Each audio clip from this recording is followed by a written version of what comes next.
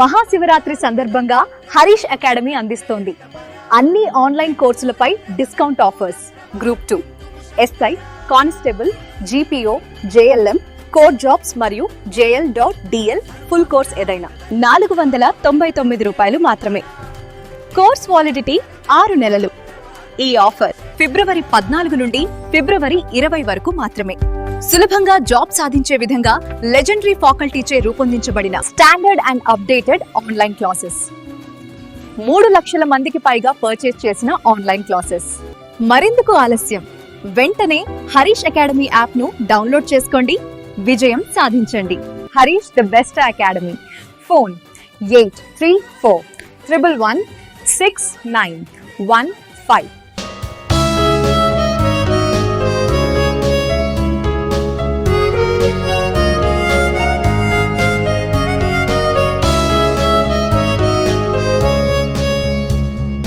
Harish the best academy. Good evening everyone, welcome to Harish academy. ముందుగా ఆస్పిరెంట్స్కి మరొకసారి రిమైండర్ అండి, మన క్లాస్కి సంబంధించిన కంప్లీట్ ఇన్ఫర్మేషన్ అంతా కూడా PDF రూపంలో మనకి మన వాట్సాప్ ఛానల్లో అందుబాటులో ఉంటుంది. మీరు జస్ట్ చేయాల్సిందల్లా మన యూట్యూబ్ వీడియో కింద వాట్సాప్ ఛానల్ లింక్ పోస్ట్ చేయడం జరుగుతుంది. ఆ లింక్ పైన క్లిక్ చేస్తే ఆ ఛానల్లో చేరవచ్చు. సో మీరు చేయాల్సిందల్లా ఆ PDF కోసం మీరు కంటిన్యూస్గా రీఫ్రెష్ చేస్తూ ఉండాలి అప్పుడప్పుడు వాట్సాప్ ఛానల్ని. ఇక అలానే క్లాస్కి సంబంధించి ఇంకొక రిమైండర్ ఏంటంటే అండి, కొన్నిసార్లు ఏమైనా టెక్నికల్ ఇష్యూస్ వల్ల, సమయాభావం వల్ల ఒక 5-10 మినిట్స్ వీడియో లేట్గా రావచ్చు, కానీ తప్పకుండా వీడియో అయితే అందుబాటులో ఉంటుంది daily. No need to worry for that. So ఇక ఇవాల్టి కరెంట్ అఫైర్స్, ఫిబ్రవరి 17, 2026 కరెంట్ అఫైర్స్ డీటెయిల్గా తెలుసుకుందాం. ఇవాళ మన ఫస్ట్ టాపిక్ 3వ అంతర్జాతీయ ఆయుష్ సమావేశం, 3rd international AYUSH conference and exhibition 2026. ఈ కాన్ఫరెన్స్ యునైటెడ్ అరబ్ ఎమిరేట్స్ కంట్రీలోని UAEలోని దుబాయ్లో ఇవాళ ముగిసింది. సో మనం ఇక్కడ తెలుసుకోవాల్సింది, ఫస్ట్ ఎప్పుడైనా ఇటువంటి ఇంటర్నేషనల్ సమ్మిట్స్, అంతర్జాతీయ సదస్సులు వార్తల్లో ఉన్నప్పుడు 1 by 1 డీటెయిల్గా తెలుసుకోవాలి. ఎక్కడ జరిగింది, ఎప్పుడు జరిగింది, ఎప్పుడు జరిగింది, దీన్ని ఎవరు నిర్వహించారు, అంటే ఎవరు దీన్ని కండక్ట్ చేశారు, థీమ్ ఏంటి, ఆబ్జెక్టివ్ ముఖ్య లక్ష్యం ఏంటి, అటువంటి బేసిక్ డీటెయిల్స్ తెలుసుకోవాలండి. సో ఇప్పుడు ఈ 3rd international AYUSH conference United Arab Emirates కంట్రీలోని దుబాయ్ వరల్డ్ ట్రేడ్ సెంటర్లో జరిగింది. ఫస్ట్ ఇక్కడ మనము ఆయుష్ అంటే ఏంటో తెలుసుకోవాలి. ఆయుష్ అంటే ఏంటి? ట్రెడిషనల్ మెడిసిన్, సాంప్రదాయ వైద్యము. మీరు చూస్తే గతంలో ముఖ్యంగా కొన్ని వందల వేల సంవత్సరాల నుంచి భారతీయులు ఎక్కువగా ఈ ట్రెడిషనల్ మెడిసిన్, సంప్రదాయ వైద్యాన్ని ఎక్కువగా ఫాలో అయ్యేవాళ్ళు. ఉదాహరణకు మూలికలు, ఔషధాలు, మూలికలు. ఇంగ్లీష్లో మూలికలు అంటే ష్రబ్స్, హెర్బల్ ప్రోడక్ట్స్ అంటారు. హెర్బల్ ప్రోడక్ట్స్ అంటే మూలిక ఔషధాలు. అంటే ఇప్పుడున్న మోడర్న్ మెడిసిన్ కంటే ముందే ఈ ట్రెడిషనల్ మెడిసిన్ యూజ్ చేసేవాళ్ళు. సో మరి అటువంటి ఆయుష్ రంగాన్ని అభివృద్ధి చేయాలి అంటే ఇటువంటి అంతర్జాతీయ సమావేశాలు అనేవి చాలా ముఖ్యము. ఇక ఆయుష్ అబ్రివేషన్ విషయానికి వస్తే Ayurveda, yoga and naturopathy, you అంటే ఉనని, ఎస్ అంటే సిద్ధ, హెచ్ అంటే హోమియోపతి. మరి ఇండియాలో ఈ ఆయుష్ వైద్యాన్ని అభివృద్ధి చేయడం కోసం, ఆయుష్ మెడిసిన్ని ప్రమోట్ చేయడం కోసం 2014లో మినిస్ట్రీ ఆఫ్ ఆయుష్ని కూడా ఏర్పాటు చేశారు. ఆయుష్ మంత్రిత్వ శాఖని 2014లో ఏర్పాటు చేశారు. దీనికి ప్రస్తుతం మంత్రిగా ప్రతాప్ రావ్ జాదవ్ గారు ఉన్నారు. సో రైట్, ఇక మనం ఇప్పుడు ఈ సమ్మిట్ విషయానికి వద్దాం. సో ఎక్కడ జరిగిందంటే తెలుసుకున్నాం, Dubai world trade centre UAE. ఎప్పుడు జరిగింది అంటే ఫిబ్రవరి 15 నుంచి ఫిబ్రవరి 17 వరకు. మరి దీన్ని నిర్వహించిన వాళ్ళు ఎవరు, దీన్ని కండక్ట్ చేశారు అంటే ఆర్గనైజ్ చేసినది వరల్డ్ ఆయుర్వేద ఫౌండేషన్ మరియు సైన్స్ ఇండియా ఫోరం కలిసి నిర్వహించాయి. దీనికి మినిస్ట్రీ ఆఫ్ ఆయుష్, భారత ఆయుష్ మంత్రిత్వ శాఖ అవసరమైన మద్దతు ఇచ్చింది. సో మరి ఇక్కడ థీమ్ కంటే ముందు మనం తెలుసుకోవాల్సింది లక్ష్యం. ఇందాక చెప్పినట్టు ఈ ఆయుష్ రంగాన్ని అభివృద్ధి చేయాలి. మరి ఇక్కడ ఒక టాపిక్ మీరు గుర్తు చేసుకోవాలండి, కన్ఫ్యూజ్ అవ్వకూడదు. ఇక్కడ అంతర్జాతీయ ఉంది, 3వ అంతర్జాతీయ ఆయుష్ సమావేశం. కానీ ఇటువంటి సదస్సునే ప్రపంచ ఆరోగ్య సంస్థ కూడా నిర్వహిస్తోంది. వరల్డ్ హెల్త్ ఆర్గనైజేషన్, మనం ఒక టాపిక్ లాస్ట్ ఇయర్ డిస్కస్ చేసుకున్నాం, డిసెంబర్ 2025లో. Second WHO global summit on traditional medicine, 2వ ప్రపంచ ఆరోగ్య సంస్థ సంప్రదాయ వైద్యం పైన ట్రెడిషనల్ మెడిసిన్కి సంబంధించి ఒక సమ్మిట్ని తెలుసుకున్నాం. 2025 డిసెంబర్లో మనం ఒక టాపిక్ డిస్కస్ చేసుకున్నాం. Second WHO global summit on traditional medicine, అది కూడా ఆ సాంప్రదాయ వైద్యం పైన అంతర్జాతీయ సదస్సు. మరి అది వేరు ఇది వేరు, ఎందుకంటే దీన్ని నిర్వహించేది WHO, ఈ దుబాయ్లో జరిగినది నిర్వహించిండేది వేరే ఫౌండేషన్స్ అన్న విషయం గుర్తుపెట్టుకోండి. సో కన్ఫ్యూజ్ అవ్వద్దండి. మరి WHO ట్రెడిషనల్ మెడిసిన్ పైన మొట్టమొదటి అంతర్జాతీయ సదస్సుని 2023లో గుజరాత్లోని గాంధీనగర్లో నిర్వహించింది. సెకండ్ సమ్మిట్ వచ్చేసి 2025లో న్యూఢిల్లీలో ఇండియాలో నిర్వహించింది. బట్ ఇది వేరు అన్న విషయం గుర్తుపెట్టుకోండి. సో మరి థీమ్ అవసరము ఉండొచ్చు ఉండకపోవచ్చు అండి, మనకి ప్రతిదానికి అంత అవసరం కాదు. బట్ ఎనీవే గుర్తుపెట్టుకోండి, థీమ్ వచ్చేసి evidence based Ayush interventions in mind body health, evidence based Ayush interventions in mind body health, అలానే గుర్తుపెట్టుకుంటే సరిపోతుంది. ఇక మరి ఇండియాలో ఆయుష్ రంగాన్ని అభివృద్ధి చేయడం కోసం ముఖ్యంగా భారత ప్రభుత్వం చాలా చర్యలు తీసుకుంటా ఉంది. ఇటీవల మనం డిస్కస్ చేసుకున్నాం లాస్ట్ ఇయర్ ఒక టాపిక్. ఇటీవలే భారతదేశానికి సంబంధించిన ఆయుష్కి ఒమన్ కంట్రీ న్యూజిలాండ్ కంట్రీలో కూడా గుర్తింపు వచ్చింది.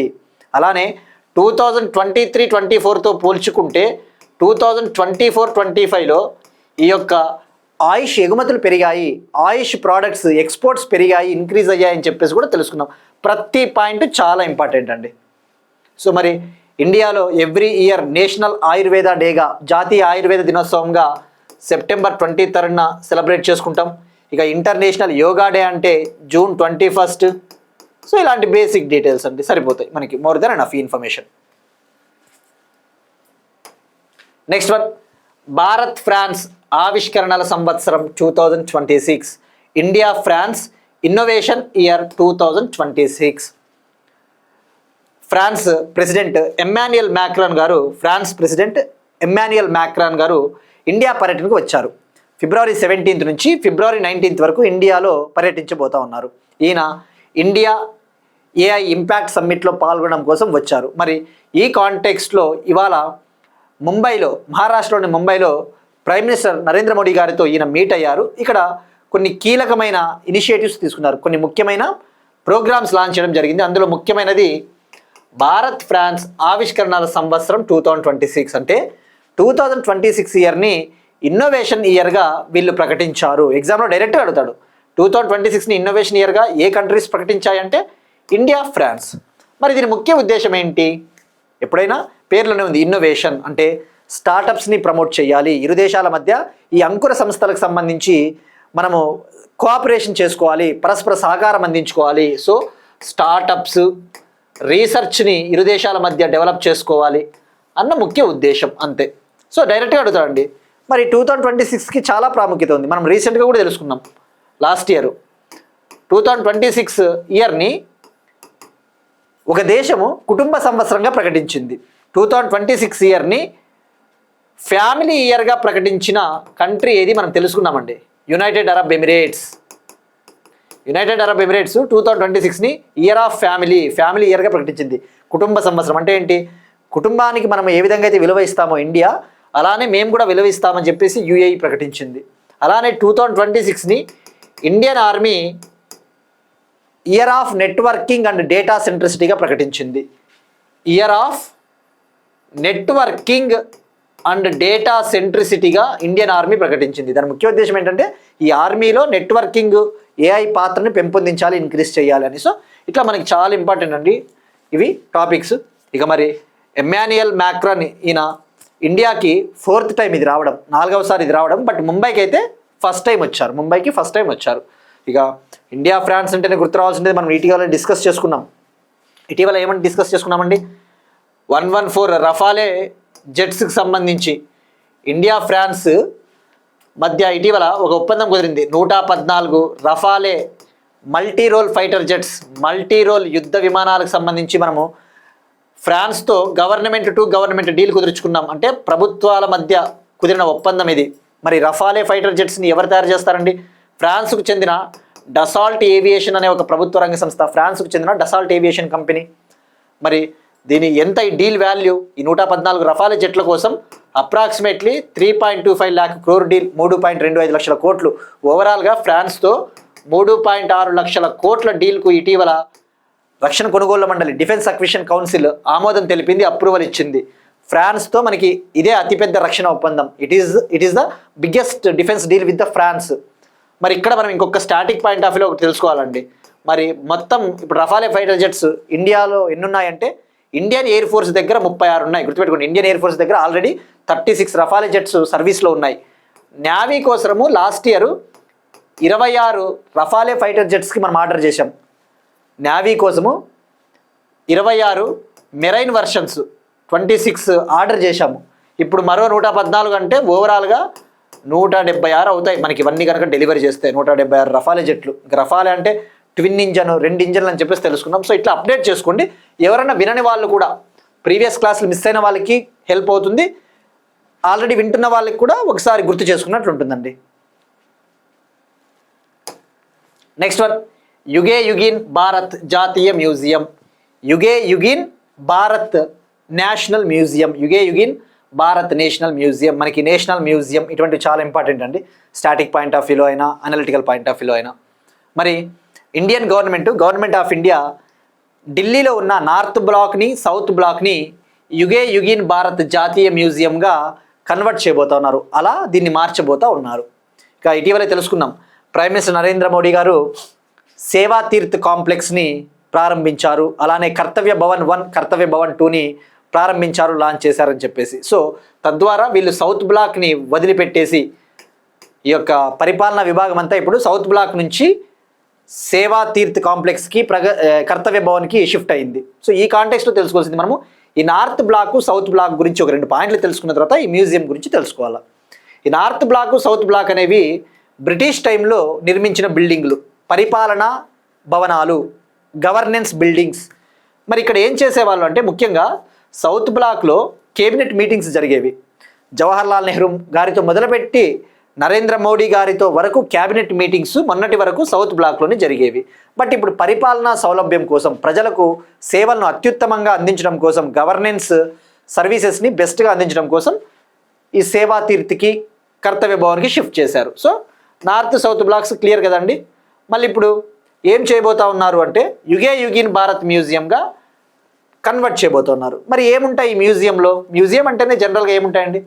మ్యూజియం అంటేనే అన్ని కాయిన్స్, మన ఇండస్ వ్యాలీ సివిలైజేషన్తో మొదలుపెట్టి సింధు నాగరికతతో మొదలుపెట్టి చోళుల కాలం వరకు కూడా, చోళుల కాలంలో వాడిన స్కల్ప్చర్స్, శిల్పాలు కావచ్చు, సింధు నాగరికత కాలంలో దొరికిన కాయిన్స్, ఏమైనా కూడా రకరకాల అవశేషాలన్నీ కూడా ఇక్కడ ఉంచుతారండి. సో ఈ మ్యూజియం అంటే భారతదేశానికి ఒక 5000 ఏళ్ల నాటి చరిత్ర అంతా కూడా ఇందులో కనబడుతుంది. ఒకవేళ ఇది కనుక కంప్లీట్ అయితే ప్రపంచంలోనే అతిపెద్ద మ్యూజియం అవుతుంది ఇది. ఈ మ్యూజియాన్ని 2026 ఎండ్ కల్లా పూర్తి స్థాయిలో అందుబాటులోకి తీసుకురావడానికి ప్రయత్నిస్తూ ఉన్నారు. 2026 ఎండ్ కల్లా కంప్లీట్గా ఓపెన్ చేయబోతూ ఉన్నారు. మరి ఇది కనుక కంప్లీట్ అయితే ఇది ప్రపంచంలోనే అతిపెద్ద మ్యూజియం అవుతుంది. మరి ప్రజెంట్ ప్రపంచంలోనే అతిపెద్ద మ్యూజియం, వరల్డ్స్ లార్జెస్ట్ మ్యూజియం వచ్చేసి ఫ్రాన్స్లో ఉంది అండి. లౌవ్రే మ్యూజియం మనం డిస్కస్ చేసుకున్నాం కదా లాస్ట్ ఇయర్. ఫ్రాన్స్లోని లౌవ్రే మ్యూజియంలో ఇటీవల చోరీ జరిగింది, దొంగలు పడ్డారు అని చెప్పేసి. So theft happened in Louvre museum, France. మరి ఇక్కడ ఈ మ్యూజియాన్ని ఎవరు డెవలప్ చేస్తూ ఉన్నారంటే కల్చర్ మినిస్ట్రీ, సాంస్కృతిక మంత్రిత్వ శాఖ సెంట్రల్ విస్తా రీడెవలప్మెంట్ ప్రాజెక్ట్లో భాగంగా దీన్ని డెవలప్ చేస్తూ ఉన్నారు. మరి దీన్ని ఏ కంట్రీ సహాయంతో ఈ మ్యూజియాన్ని నిర్మిస్తూ ఉన్నారు అంటే ఫ్రాన్స్. సింపుల్. ఫ్రాన్స్ అనేది మ్యూజియంలలో ఫేమస్, మ్యూజియంస్కి. సో ఫ్రాన్స్ కంట్రీ సహకారంతో దీన్ని డెవలప్ చేస్తూ ఉన్నారు. మరి ఈ యొక్క యుగే యుగిన్ నేషనల్ మ్యూజియంకి మెయిన్ ఆర్కిటెక్ట్, చీఫ్ ఆర్కిటెక్ట్, ప్రధాన శిల్పి ఎవరు అంటే కులపత్ యంత్రసస్త్ అనే వ్యక్తి. కులపత్ యంత్రసస్త్ అనే పర్సన్ ఆధ్వర్యంలో, ఆయన గైడెన్స్లో ఈ మ్యూజియంని డెవలప్ చేస్తున్నారు. సో మనకి వీళ్ళ పర్సన్స్ కూడా చాలా ఇంపార్టెంట్ అండి. ఎందుకంటే మనము ఇటీవల ఒక టాపిక్ డిస్కస్ చేసుకున్నాం. భారతదేశంలో ప్రముఖ శిల్పి, ఇండియాస్ ఫేమస్ ఆర్కిటెక్ట్ రామ్ వి సుతార్ అనే పర్సన్, ఆయన వ్యక్తి మరణించారు. ఈయన గుజరాత్లో నిర్మించిన స్టాచ్యూ ఆఫ్ యూనిటీ ఈ ఏకతా విగ్రహం ఉంది కదా, సర్దార్ పటేల్ వల్లభాయ్ గారి విగ్రహాన్ని నిర్మించిన వ్యక్తి, వరల్డ్స్ టాలెస్ట్ స్టాచ్యూ ఎవరు నిర్మించారంటే రామ్ వి సుతార్. అట్లా అడుగుతాడండి, తప్పకుండా అడుగుతాడు అట్లాంటివి. సో మరి ఈ మ్యూజియంకి ఎవరు? కులపత్ యంత్రసస్త్. ఇది అండి యుగే యుగిన్ భారత్ జాతీయ మ్యూజియం. ఇక నెక్స్ట్ టైము ఈ టాపిక్ గురించి మీరు ఏ పేపర్లో చదివినా ఇంతకు మించి ఇన్ఫర్మేషన్ ఉండదు, అవసరం కూడా లేదు మనకి. ఇది మోర్ దాన్ ఎనఫ్ అండి. సో ఇక్కడ సెంట్రల్ విస్తార్ రీడెవలప్మెంట్ ప్రాజెక్ట్ మరి ఏ మంత్రిత్వ శాఖ అండి? మనం డిస్కస్ చేసుకున్నాం కదా, 2019లో ఈ ప్రాజెక్ట్కి ఆమోదం తెలిపారు ministry of housing and urban affairs, ఈ గృహ నిర్మాణము మరియు పట్టణ వ్యవహారాల మంత్రిత్వ శాఖ, right. Next one, great Nicobar ప్రాజెక్టుకు నేషనల్ గ్రీన్ ట్రిబ్యునల్ ఆమోదం. గ్రేట్ నికోబార్ ప్రాజెక్టుకు జాతీయ హరిత ట్రిబ్యునల్ ఆమోదం తెలిపింది. గ్రేట్ నికోబార్ ప్రాజెక్టుకు నేషనల్ గ్రీన్ ట్రిబ్యునల్ అప్రూవల్ ఇచ్చింది. అప్రూవల్ అంటే ఆమోదం. మరి ఈ ప్రాజెక్ట్ ఏంటి అసలు? ఈ గ్రేట్ నికోబార్ ప్రాజెక్ట్ అనేది మీరు ఇక్కడ చూస్తే నికోబార్ దీవులలో, ఈ అండమాన్ నికోబార్ ఉంది కదా, ఆ నికోబార్ దీవులలో డెవలప్మెంటల్ ప్రాజెక్ట్స్, అభివృద్ధి ప్రాజెక్టులు చేపట్టడానికి ఉద్దేశించబడిన ప్రాజెక్టు. ఇందులో భాగంగా పోర్టు, పవర్ ప్లాంట్స్, ఎయిర్పోర్ట్స్ అటువంటి వాటిని నిర్మించాలి అని గవర్నమెంట్ ఆఫ్ ఇండియా ప్లాను. మరి ఈ ప్లాన్కి గతంలో నుంచి కూడా చాలా ఆందోళనలు వ్యక్తమయ్యాయి ఈ ప్రాజెక్టుకి వ్యతిరేకంగా. ఈ ప్రాజెక్టు వల్ల అక్కడ ఉన్న పర్యావరణం దెబ్బతింటుంది అటువంటి కారణాల చేత. సో ఇప్పుడు ఎన్జిటి ఆమోదం తెలిపింది. మరి ఇక్కడ మనం 1 by 1 తెలుసుకోవాలండి వరుసగా. ఈ ప్రాజెక్ట్ కాస్ట్ వచ్చేసి 92,000 crore, 92,000 కోట్లు. మరి ఎన్జిటి ఎందుకు ఆమోదం తెలిపిందంటే ఈ ప్రాజెక్ట్ అనేది చాలా వ్యూహాత్మకమైన ప్రాజెక్టు, భారతదేశానికి చాలా అవసరం అని చెప్పింది. ఇట్స్ ఎ స్ట్రాటజిక్ ప్రాజెక్ట్ అని చెప్పింది. మరి ఇందులో ఏం నిర్మించబోతున్నారు ఈ ప్రాజెక్టులో భాగంగా అంటే transshipment port, airport, power plants, townships అటువంటివి ఏర్పాటు బిల్డ్ చేయబోతూ ఉన్నారు. సో ఇక్కడ గుర్తుపెట్టుకోండి, ఇది గ్రీన్ ఫీల్డ్ ప్రాజెక్ట్ అంటే కొత్తగా నిర్మిస్తూ ఉన్న ప్రాజెక్ట్. కన్ఫ్యూజ్ అవుతుంది, గ్రీన్ ఫీల్డ్ ప్రాజెక్ట్. మరి ఈ ప్రాజెక్టుని ఎవరు సజెస్ట్ చేశారు, ఎవరు రూపొందించారు అంటే నీతి ఆయోగ్ అండి. నీతి ఆయోగ్ ఐడియా ఇది actually, NITI Aayog idea. But దీన్ని అమలు చేసేది Andaman and Nicobar islands development corporation. దీన్ని ఇంప్లిమెంట్ చేసేది Andaman and Nicobar integrated island development corporation అనే ఒక సంస్థ, రైట్. సో ఈ బడ్జెట్ ఎంత గుర్తుపెట్టుకోండి. మరి ఈ ప్రాజెక్టుకి పర్యావరణ అనుమతులు ఎప్పుడు వచ్చాయి అంటే పర్యావరణం అనుమతులు, ఎన్విరాన్మెంటల్ క్లియరెన్స్ 2022లోనే వచ్చాయి. కానీ 2022లో అనుమతులు వచ్చిన తర్వాత మళ్ళీ పిటిషన్ వేశారు దీనికి వ్యతిరేకంగా. ఇక ఎన్జిటి 2023లో ఒక హై పవర్డ్ కమిటీ, ఒక అత్యున్నత స్థాయి కమిటీ వేసింది. ఆ కమిటీ ఆధారంగా ఇప్పుడు ఆమోదం తెలిపిందండి. సో గుర్తుపెట్టుకోండి, 92,000 crore ప్రాజెక్ట్. మరి ఇక్కడ మీరు చూస్తే ఇందులో ఇక్కడ ఒక ఇంపార్టెంట్ నేషనల్ పార్క్ ఉంది, గలతియా నేషనల్ పార్క్ అని. గలతియా నేషనల్ పార్క్ ఇది గ్రేట్ నికోబార్ ఐలాండ్లో ఉంటుంది. ఈ గలతియా నేషనల్ పార్క్ ఎక్కడ ఉంది అంటే గ్రేట్ నికోబారు. ఇక్కడ దీన్ని నిర్మించబోతూ ఉన్నారు ఈ ప్రాజెక్టుని. సో అలానే మనకి Campbell Bay national park గుర్తుపెట్టుకోండి, Galathea national park great Nicobar దీవుల్లో ఉంటుంది. మరి ఇక్కడ మెయిన్గా ఫోకస్ చేయాల్సింది ఎన్జిటి అంటే ఏంటండి, సింపుల్గా ఒక 2 పాయింట్లు తెలుసుకోవాలండి ఎన్జిటి గురించి. ఎన్జిటి అంటే జాతీయ హరిత ట్రిబ్యునల్. ఇది స్టాచ్యుటరీ బాడీ, చట్టబద్ధమైన సంస్థ, అంటే ఒక చట్టం ద్వారా ఏర్పాటైంది. ఇది ఎన్జిటి యాక్ట్ 2010 కింద ఏర్పాటైంది. ఎన్జిటి చట్టం 2010 స్టాచ్యుటరీ బాడీ. దీని హెడ్ క్వార్టర్స్ న్యూఢిల్లీ, ప్రధాన కార్యాలయము న్యూఢిల్లీ. బట్ దీనికి ఇంకా రీజనల్ బెంచెస్ కూడా ఉంటాయి, అంటే దీనికి ప్రాంతీయ కార్యాలయాలు భోపాలు, చెన్నై అటువంటి ప్లేసెస్లో. బట్ హెడ్ క్వార్టర్స్ గుర్తుపెట్టుకోండి.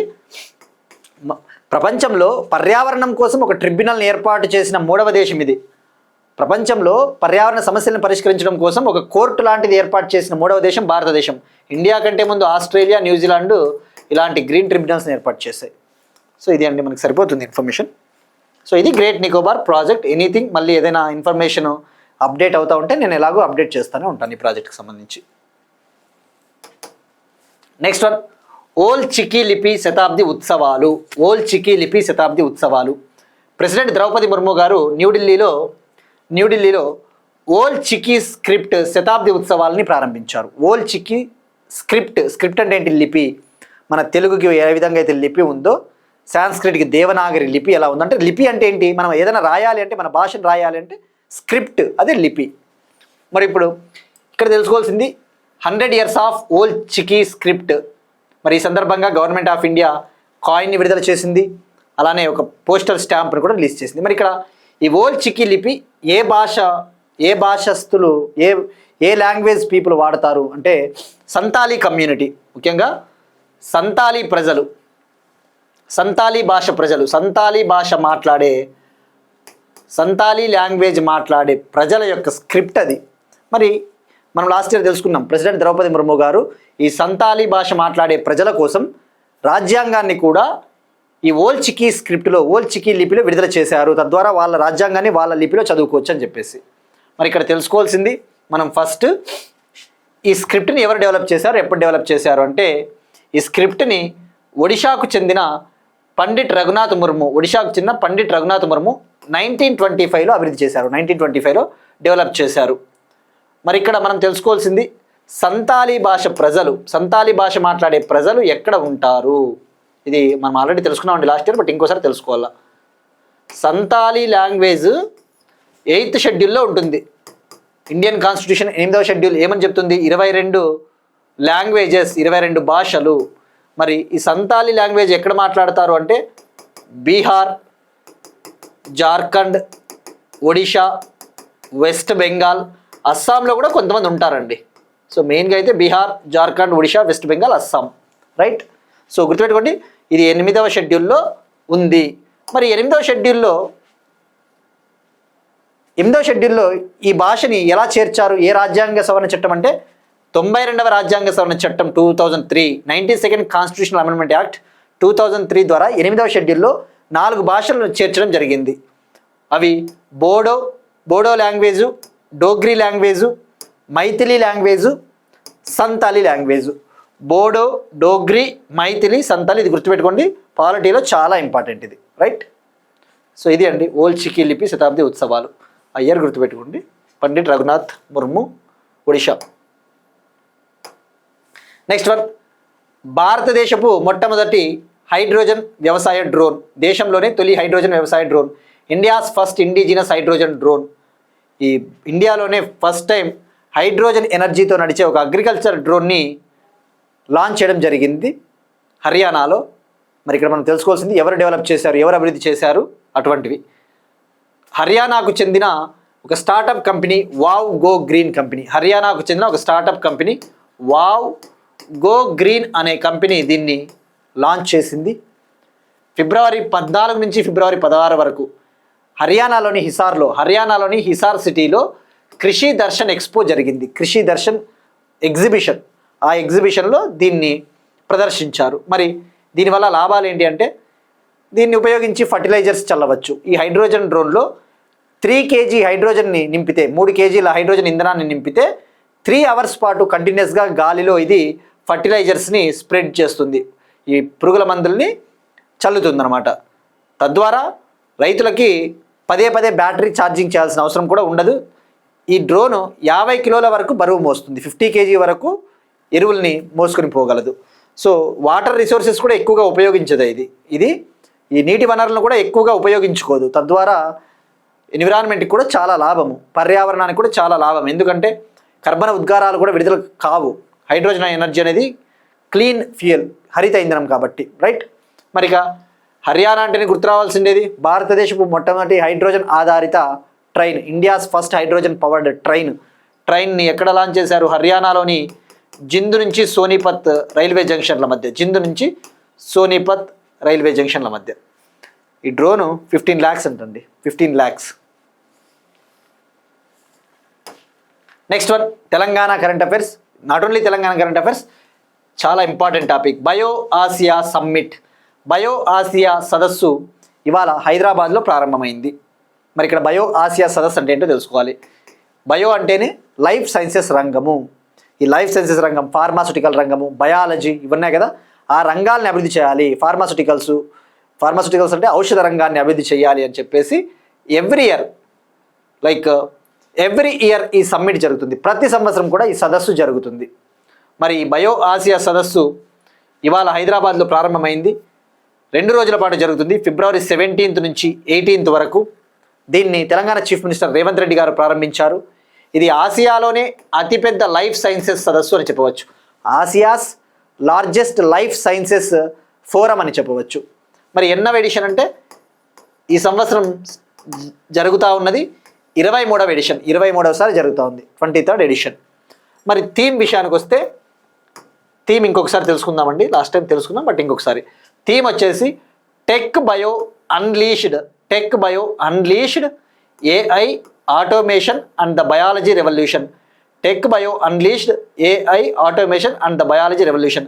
అన్లీష్డ్ అంటే ఆ సామర్థ్యాన్ని ఉపయోగించుకోవడం. అన్లీష్ అంటే మనకి ఏదైనా ఒక సామర్థ్యం ఉందనుకోండి, ఆ సామర్థ్యాన్ని మనం ఉపయోగించుకోవడము, బయట పెట్టడము, దాన్నే అన్లీష్డ్ అంటారు ఇంగ్లీష్లో. Tech bio unleashed AI artificial intelligence automation the biology revolution. So ఇక్కడ గుర్తుపెట్టుకోవాల్సింది ఇది ఎవ్రీ ఇయర్ జరిగే సమ్మిట్, ప్రతి సంవత్సరం జరిగే సదస్సు, 23వ ఎడిషన్. ఇందులో భాగంగా డిఫరెంట్ కంట్రీస్ నుంచి గ్లోబల్ లీడర్స్, అంతర్జాతీయ లీడర్లు, వివిధ ప్రభుత్వ అధినేతలు, different government heads, industrial leaders అందరూ కూడా పాల్గొంటూ ఉన్నారండి. ఈ సమ్మిట్ ముగిసిన తర్వాత, రేపు ముగిసిన తర్వాత ఏమైనా ఎంఓఈలు అటువంటివి కుదిరితే మనం తెలుసుకుందామండి, తప్పకుండా అప్డేట్ చేసుకుందాం. ఇక్కడ గుర్తుపెట్టుకోండి, ఈ బయో ఆసియా సమ్మిట్ అనేది ఎవ్రీ ఇయర్ హైదరాబాద్లోనే జరుగుతుందండి. ఇది తెలంగాణ ప్రభుత్వము నిర్వహించే ఒక సమ్మిట్ అని చెప్పొచ్చు. ఎవ్రీ ఇయర్, ప్రతి సంవత్సరం కూడా శాశ్వతంగా హైదరాబాద్లోనే జరుగుతుంది ఇది. నెక్స్ట్ వన్, ఆంధ్రప్రదేశ్కి సంబంధించి ఏపీ వెల్త్ ఫండ్ దీర్ఘకాలిక లక్ష్యాలకు ప్రత్యేక నిధి. ఆంధ్రప్రదేశ్ గవర్నమెంటు లాంగ్ టర్మ్లో ఎకనామీని డెవలప్ చేయాలి అని చెప్పేసి కొన్ని కీలకమైన రంగాలను అభివృద్ధి చేయాలి, ఇంపార్టెంట్ సెక్టార్స్కి అవసరమైన ఫండ్స్ ఇవ్వాలి అని చెప్పేసి ఏపీ వెల్త్ ఫండ్ని క్రియేట్ చేసింది. మనం తెలుసుకుందాం. ఆంధ్రప్రదేశ్ గవర్నమెంట్ ఇటీవల ప్రవేశపెట్టిన బడ్జెట్ 26-27లో దీన్ని అనౌన్స్ చేశారు. మరి దీనికోసం కేటాయించిన ఫండ్ వచ్చేసి 100 crores, 100 కోట్లు. మరి ఇది ఏంటి అసలు, దీన్ని ఉపయోగించి ఏం చేస్తారు అంటే, మనకి కొన్ని కంట్రీస్లో సావరీన్ వెల్త్ ఫండ్ అనే ఒక కాన్సెప్ట్ ఉంటుంది.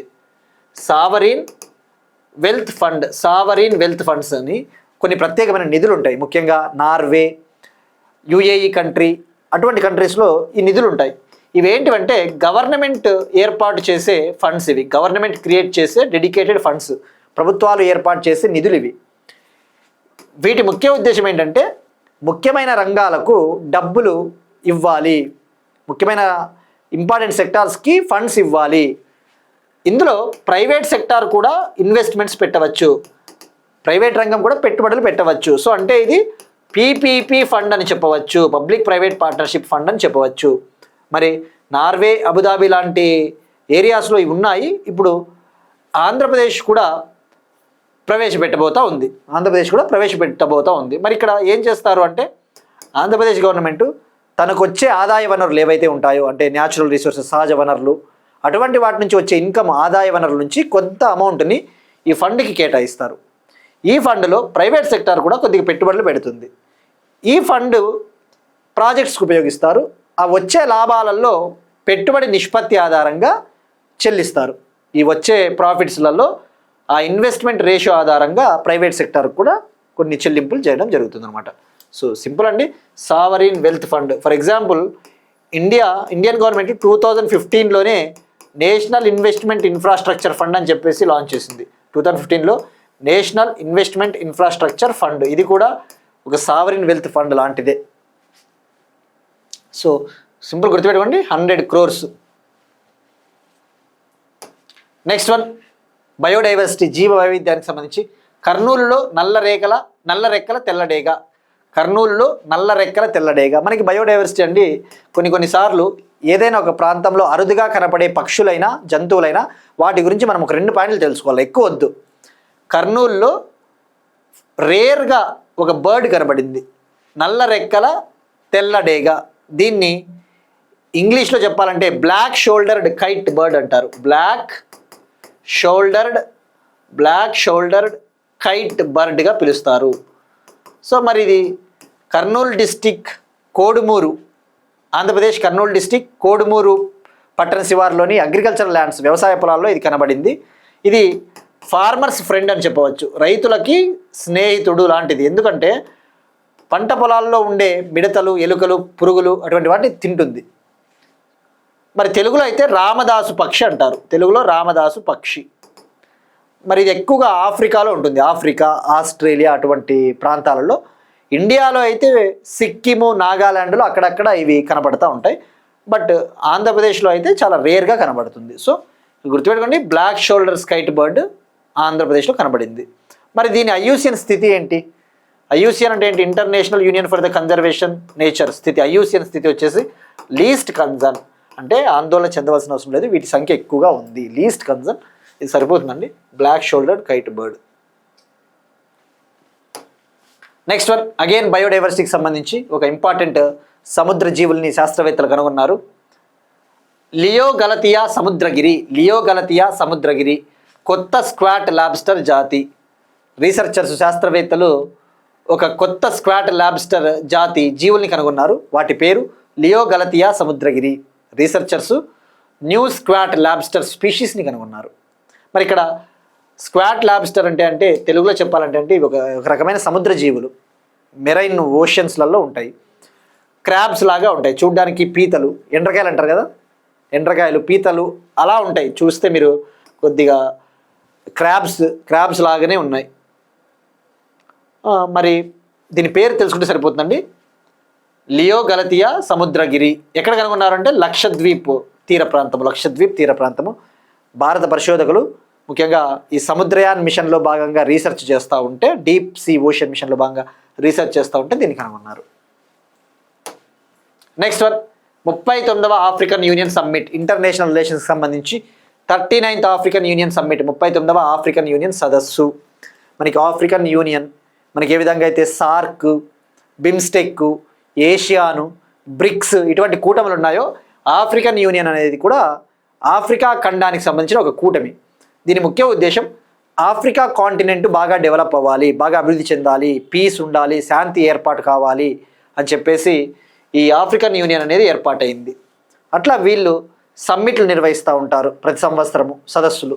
మరి ఈ సంవత్సరం జరిగినది 39వ ఆఫ్రికన్ యూనియన్ సదస్సు. ఎక్కడ జరిగిందంటే ఇథియోపియా క్యాపిటల్, ఇథియోపియా దేశ రాజధాని అడ్డిస్ అబబా ఫిబ్రవరి 11th నుంచి ఫిబ్రవరి 15th వరకు జరిగిందండి.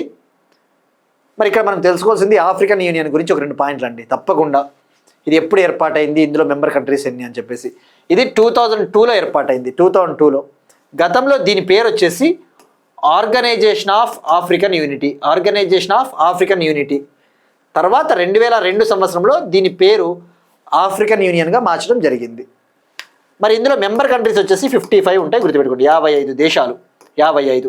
దీని హెడ్ క్వార్టర్స్ అడ్డిస్ అబబా. దీని ప్రధాన కార్యాలయము ఇథియోపియా దేశ రాజధాని అడ్డిస్ అబబా. మరి ఇక్కడ మనం తెలుసుకోవాల్సింది కంట్రీస్ ఏముంటాయంటే అన్నీ అండి. South Africa, Libya, Egypt, Morocco, Madagascar, ఇవన్నీ కూడా ఆఫ్రికా ఖండంలో ఉన్న దేశాలన్నీ వస్తాయి. మరి ఇక్కడ ఆఫ్రికన్ యూనియన్ అంటేనే గుర్తు రావాల్సిందేదండి మనకి. ఇది ఏ దాంట్లోనైనా మెంబర్గా ఉందా? G20లో కూడా మెంబరే. ఇది G20 గ్రూప్ ఆఫ్ 20 నేషన్స్ అంటారు కదా, ఇందులో ఇండియా మెంబరు, భారతదేశం సభ్యదేశము. మరి ఈ G20లో ఆఫ్రికన్ యూనియన్ పర్మనెంట్ మెంబర్గా, శాశ్వత సభ్య దేశంగా 2023లో జాయిన్ అయింది. 2023లో ఇండియాలోని న్యూఢిల్లీలో జరిగిన G20 సమ్మిట్లో జాయిన్ అయింది. మరి 2025లో G20 సమ్మిట్ తొలిసారిగా ఆఫ్రికా ఖండంలో జరిగింది. 2025లో ఈ G20 summit first time African కాంటినెంట్లో జరిగింది. ఎక్కడ జరిగిందంటే సౌత్ ఆఫ్రికా, జోహన్నెస్బర్గ్. అట్లా లింకప్ చేసుకోవాలండి. మరి ఇక్కడ అడ్డిస్ అబబా అంటేనే మీకు గుర్తు రావాల్సినది ఇమ్మీడియట్గా, నేను చాలాసార్లు డిస్కస్ చేసుకున్నాం మనము. అడ్డిస్ అబబా అంటే COP 32 సదస్సు 2027లో, COP 32వ సదస్సు UNFCCCకి జరిగే COP సదస్సు అడ్డిస్ అబబాలో జరగబోతోంది. అట్లా మనం లింకప్ చేసుకోవాలండి. సో ఇది సరిపోతుంది మనకి African union summit. Next one, నదుల్లో ప్రవాహ తీరుపై ఏఐతో ఖచ్చితమైన అంచనాలు. ఢిల్లీ ఐఐటి పరిశోధకుల ఘనత. ఐఐటి ఢిల్లీ రీసెర్చర్స్ ఒక అచీవ్మెంట్ సాధించారు. నదుల్లో ప్రవాహ తీరుపై ఆర్టిఫిషియల్ ఇంటెలిజెన్స్తో ఖచ్చితమైన అంచనాలు. అంటే ఏంటి? ఇండియాలో ఉన్న రివర్స్ ఏవైతే ఉంటాయో ఆ రివర్స్లో వాటర్ ఫ్లో ఏ విధంగా ఫ్లో అవుతా ఉంది, నీళ్ళు ఏ విధంగా ప్రవహిస్తూ ఉన్నాయని చెప్పేసి ఎగ్జాక్ట్గా అంచనా వేయడం కోసం, ఎగ్జాక్ట్గా ఎస్టిమేట్ వేయడం కోసం ఏఐని ఉపయోగించుకున్నారు. ఆర్టిఫిషియల్ ఇంటెలిజెన్స్ని యూజ్ చేసుకొని విజయం సాధించారు. ఎవరు అంటే ఐఐటి ఢిల్లీ. మనకి డైరెక్ట్గా అడుగుతాడండి ఇది. అంతమించి దీన్ని డ్రాగ్ చేయడానికి కూడా ఏముండదు, కానీ మనం తెలుసుకోవాలి 2 పాయింట్లు. వీళ్ళు ఎలా చేశారు అంటే ఇండియాలో సుమారుగా 220 రివర్స్ పైన 220 నదీ గేజ్ స్టేషన్ల వద్ద లాస్ట్ 2 దశాబ్దాల్లో లాస్ట్ 2 డికేడ్స్లో వీళ్ళు సేకరించిన డేటా ఆధారంగా మ్యాథమెటికల్ మోడల్స్ అల్గారిథమ్స్ తయారు చేశారు.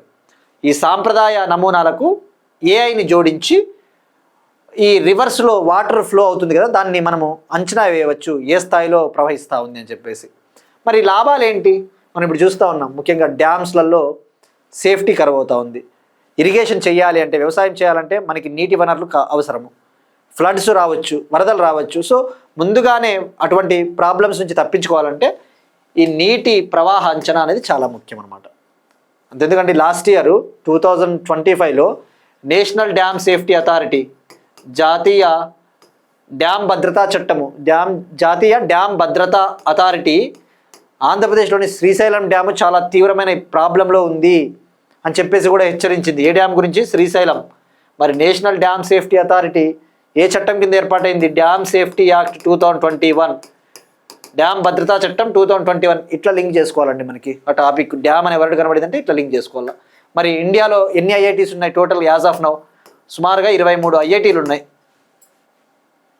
గత 2 రోజుల నుంచి ఐఐటీ కాన్సెప్ట్స్ మనం ఎక్కువ తెలుసుకుంటున్నామండి. ఇంకొకసారి అండి ఆస్పిరెంట్స్కి ఇంకొక రిమైండర్ ఏంటంటే, ఈ ఐఐటీస్ ఇటువంటివి పర్సన్స్ ఇన్ న్యూస్, బుక్స్, వార్తల్లో వ్యక్తులు, పుస్తకాలు ప్రతిరోజు ఉండరు. మనకు వచ్చినప్పుడు మాత్రం ఒకటేసారి 2-3 వస్తూ ఉంటాయి. కొన్నిసార్లు అసలు వార్తల్లో ఉండవు. నెక్స్ట్ వన్, బార్బడోస్ ప్రధానిగా మియా మోట్లీ ఎన్నిక. బార్బడోస్ ప్రైమ్ మినిస్టర్గా మియా మోట్లీ అనే ఉమెన్ అనే మహిళ ఎన్నికైంది, తిరిగి ఎన్నికైంది. రీఎలక్టెడ్ 3వసారి ఈమె ఎన్నికైంది. 3rd టైం ఈమె ఎలక్ట్ అయింది. సో ఇక్కడ తెలుసుకోవాల్సింది సింపుల్ అండి. మనకి ఇంటర్నేషనల్ రిలేషన్స్ పాయింట్ ఆఫ్ వ్యూలో ఇందాక ఆఫ్రికన్ యూనియన్ తెలుసుకున్నాం కదా, మరి ఇప్పుడు ఈ బార్బడోస్ ఎక్కడ ఉంది అట్లా తెలుసుకోవాలి. బార్బడోస్ అనేది మీరు చూస్తే ఇక్కడ కరీబియన్ సీ ప్రాంతంలో ఉంది. కరీబియన్ సముద్రము, ఇక్కడ అట్లాంటిక్ ఓషియన్ ఉంది. ఇక్కడ ఉంది బార్బడోస్.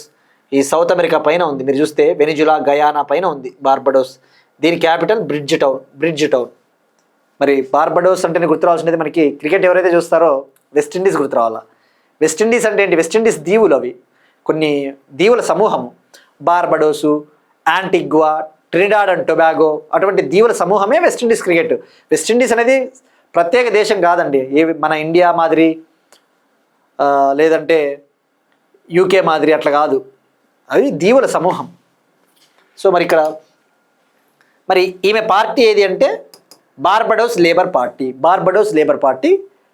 బార్బడోస్లో జరిగిన పార్లమెంట్ ఎన్నికల్లో 30కి 30 సీట్లు గెలుచుకునింది. 30 సీట్స్ ఉంటే 30 సీట్స్ ఈమె పార్టీ గెలుచుకునిందండి. నెక్స్ట్ వన్, ఇంటర్నెట్ మార్గదర్శకుడు డేవిడ్ జే ఫార్బర్ కన్నుమూత. ఈయనని గ్రాండ్ ఫాదర్ ఆఫ్ ఇంటర్నెట్గా పిలుస్తారు. అంటే గ్రాండ్ ఫాదర్ ఆఫ్ ఇంటర్నెట్ అంటే ఏంటి? ఇక ఇంటర్నెట్కి తాత లాంటి వాడు. గ్రాండ్ ఫాదర్ ఆఫ్ ఇంటర్నెట్గా ఈయన పిలుస్తారండి. ఈయన అమెరికాకు చెందిన వ్యక్తి, యుఎస్ఏకి చెందిన వ్యక్తి. టోక్యోలో మరణించారు. ఈయన కంప్యూటర్ సైన్స్ ప్రొఫెసరు. ఈ యొక్క ఇంటర్నెట్ మనకు వచ్చింది అంటే ఇంటర్నెట్ ఆర్కిటెక్చర్, ఈ ఇంటర్నెట్ని తయారు చేయడంలో ఈయన కీలక పాత్ర, పయోనీర్, మార్గదర్శకుడు. సో గుర్తుపెట్టుకోండి, గ్రాండ్ ఫాదర్ ఆఫ్ ఇంటర్నెట్ అని డైరెక్ట్గా అడుగుతాడు ఎగ్జామ్లో. గ్రాండ్ ఫాదర్ ఆఫ్ ఇంటర్నెట్ అంటే David J Farber, America. Next one, FIDE freestyle chess title 2026ని గెలుచుకున్న Magnus Carlsen. Again chess. FIDE freestyle chess title 2026ని గెలుచుకున్న మ్యాగ్నస్ కార్ల్సన్. ఈ FIDE freestyle chess tournament జరుగుతుందండి. ఆ టోర్నమెంట్ని Norway కంట్రీకి చెందిన chess grandmaster Magnus Carlsen గెలుపొందాడు. మరి ఈవెంట్ ఎక్కడ జరిగిందంటే జర్మనీలోని వీసెన్హాస్ సిటీలో జరిగింది. రన్నర్ వచ్చేసి అమెరికాకు చెందిన ఫెబియానో కరువానా, అమెరికాకు చెందిన చెస్ ప్లేయర్. మనకి ఈయన పేరు గుర్తుపెట్టుకోండి, విన్నర్ పేరు గుర్తుపెట్టుకుంటే సరిపోతుంది. ఇది ఓవరాల్గా మ్యాగ్నస్ కార్ల్సన్కి 21వ ప్రపంచ టైటిల్. మ్యాగ్నస్ కార్ల్సన్కి ఓవరాల్గా 21st world title. But free స్టైల్లో మాత్రం ఇతనికి ఇదే ఫస్ట్ టైటిల్. ఫ్రీ స్టైల్ విభాగంలో మాత్రం ఇదే ఇతనికి మొదటి టైటిల్. మరి ఇక్కడ జస్ట్ ఫిడే గురించి తెలుసుకోవాలండి. ఫిడే అంటే ఏంటి? ఫిడేని ఇంగ్లీష్లో ఇంటర్నేషనల్ చెస్ ఫెడరేషన్ అంటారు, అంతర్జాతీయ చెస్ సమాఖ్య. ఈ ఫిడే అనేది ఫ్రెంచ్ వర్డ్, ఫ్రెంచ్ పదము.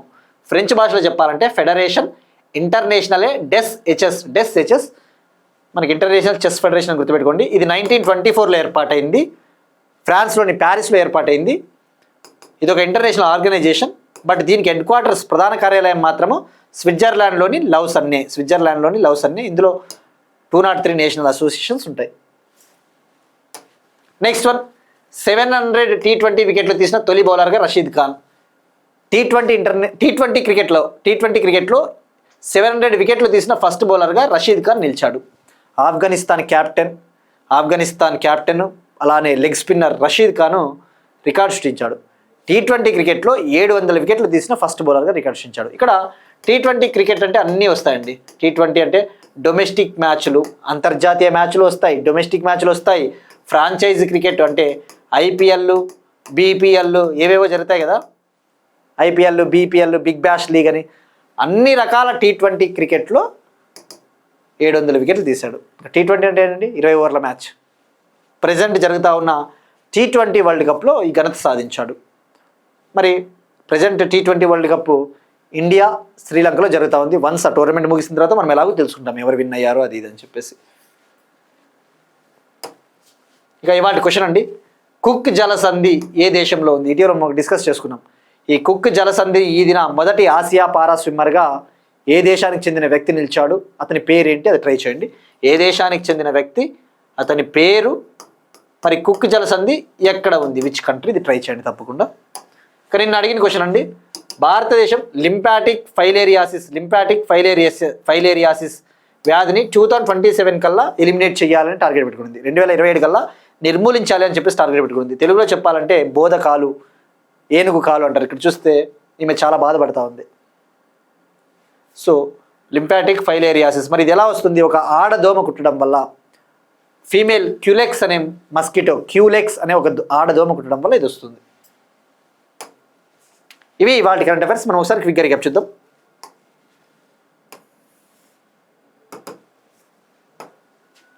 మూడవ అంతర్జాతీయ ఆయుష్ సమావేశం Dubai.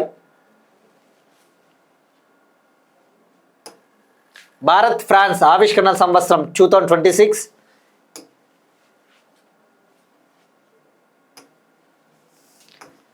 యుగిన్ Bharat national museum. Great Nicobar ప్రాజెక్టుకు NGT ఆమోదం. ఇది గుర్తుపెట్టుకోండి తప్పకుండా. గలతియా నేషనల్ పార్క్ అంటే గ్రేట్ నికోబార్లో ఉంటుంది. ఓల్డ్ చిక్కీ లిపి శతాబ్ది ఉత్సవాలు, ఇది తప్పకుండా గుర్తుపెట్టుకోండి. పాలిటీలో 92వ రాజ్యాంగ సవరణ చట్టం 4 భాషలను యాడ్ చేసింది 8వ షెడ్యూల్లో. ఇవి తప్పకుండా ఇంపార్టెంట్, 100కి 1000%. భారతదేశపు మొట్టమొదటి హైడ్రోజన్ వ్యవసాయ డ్రోను హర్యానా. బయో ఆసియా సదస్సు Hyderabad. AP wealth fund 100 crores. కర్నూలులో నల్ల రెక్కల తెల్లడేగా. లియో గలతియా సముద్రగిరి కొత్త స్క్వాట్ లాబ్స్టర్ జాతి. 39వ ఆఫ్రికన్ యూనియన్ సమ్మిట్ అడ్డిస్ అబబా ఇథియోపియా. నదుల్లో ప్రవాహ తీరుపై AIతో ఖచ్చితమైన అంచనాలు IIT ఢిల్లీ. బార్బడోస్ ప్రధానిగా మియా మోట్లీ తిరిగి ఎన్నిక. ఇంటర్నెట్ మార్గదర్శకుడు డేవిడ్ J. ఫార్బర్ కన్నుమూత, 90 ఏళ్ల వయసులో మరణించారు. FIDE freestyle chess title 2026ను గెలుచుకున్న Magnus Carlsen Norway chess player. 700 T20 wickets తీసిన తొలి బౌలర్గా రషీద్ ఖాన్. అలానే ఇంటర్నేషనల్ T20 క్రికెట్లో, అంతర్జాతీయ T20 మ్యాచ్ల్లో కూడా హైయెస్ట్ వికెట్లు తీసిన బౌలర్ కూడా రషీద్ ఖానే అండి. That's it. These are today's current affairs. Will meet again tomorrow and thank you everyone.